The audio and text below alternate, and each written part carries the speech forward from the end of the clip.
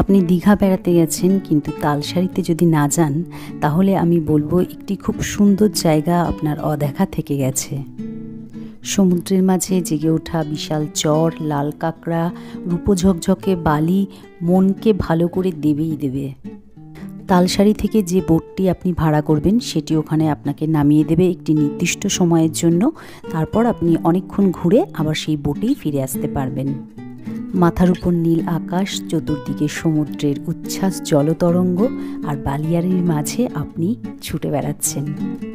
এত বিস্তীর্ণ বালিয়াড়ি পেয়ে আমরা তো বেশ ছোটাছুটি করে নিয়েছিলাম সকলে। উচ্ছ্বাসে আনন্দে ছবি তুলে কোথা দিয়ে যে সময় চলে যাবে আপনি বুঝতেই পারবেন না। আবারও আমরা আসতে চাই এই দ্বীপে, সেই ইচ্ছে নিয়েই সেখান থেকে আমরা ফিরে এসেছিলাম বোটে করে। এক জায়গায় বারবার বেড়াতে যেতে আমি পছন্দ করি না, কিন্তু শুধুমাত্র তালসারির জন্যই আমি আবার দীঘা যেতে চাই।